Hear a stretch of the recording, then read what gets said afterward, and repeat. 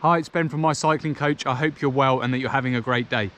So today I want to do a quick video on how you can make serious gains this winter by using a turbo trainer.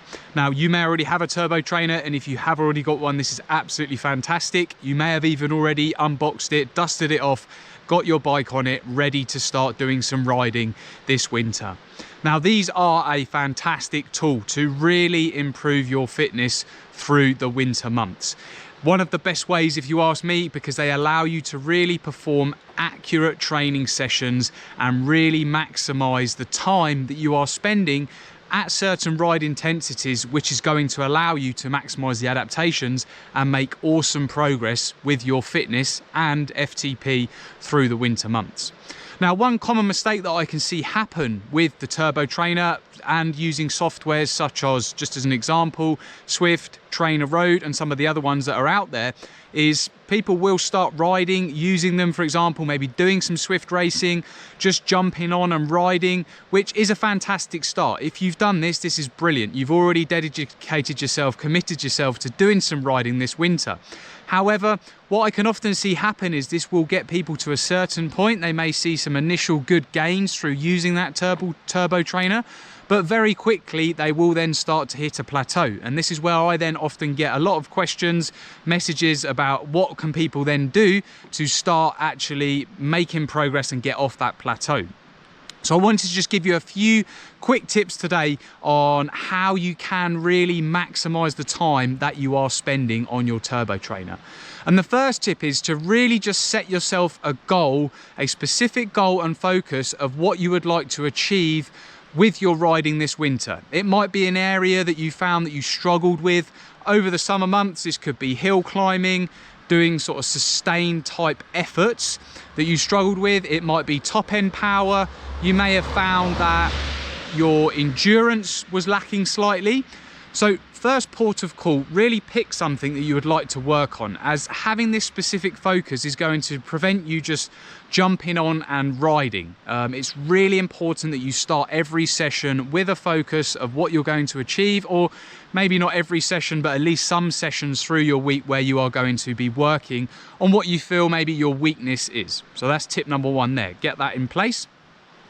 Tip number two is to then really structure some workouts based off of this goal. So as I've mentioned, if it is to improve your FTP, your top end power, hill climbing, sustained type efforts, then you are going to want to be doing some sort of threshold type work with your training. I would also recommend some VO2 max sessions, and try to then have at least 2 sessions in the week that do have this specific focus, which is going to allow you to work towards your goal. So as I mentioned there, it might be one of the sessions in the week is going to be a threshold session, one of them is going to be a VO2 max session. And if you've watched some of my other videos, these sessions don't need to be really long. It could be a max 60 minutes in length.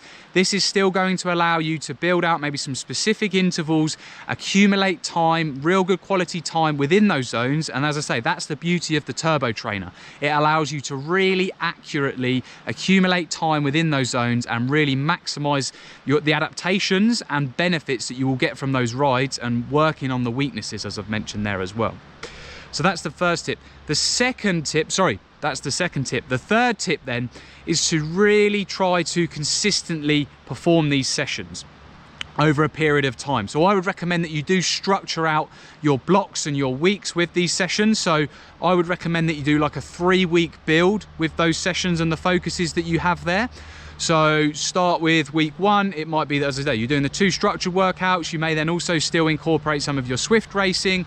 You may also still incorporate some of the endurance work if that's an area that you're also looking to improve. We'll just let this lorry go past here. If that's an area that you're also looking to improve, and then build this over a 3-week block. So start off week 1, might be at a certain intensity. So just as an example, you might start, if you're doing some threshold work, you might start at 92% of your FTP, do some intervals at that intensity. Week 2, you'll go up to 94%. Week 3, you'll go up to 96%. The same with any VO2 max work. Just gradually increase the intensity as you work through the 3-week block. And then in your 4th week, that's where I would then recommend that you have a rest or recovery week to allow the body to really maximize the benefits and adaptations from the work that you have done over those 3 weeks. That's going to allow you to just really get some structure into your training and maximize the time that you're also putting in on that turbo trainer. Again, if you're just jumping on and riding, you know, our training time is very valuable, and we want to make sure if we are getting on for a 60-minute workout that we are utilizing that time as best possible. So those 3 tips today should give you an insight into that and hopefully help you start to do so and make progress with your fitness and riding through the winter. If you found this video useful, as always, please drop a like on the video. If you're watching on YouTube, give us a thumbs up. Be sure to subscribe to the channel to receive our most recent content, and any comments, as always, would love to hear from you. Have a fantastic rest of your day. Enjoy your riding and speak soon.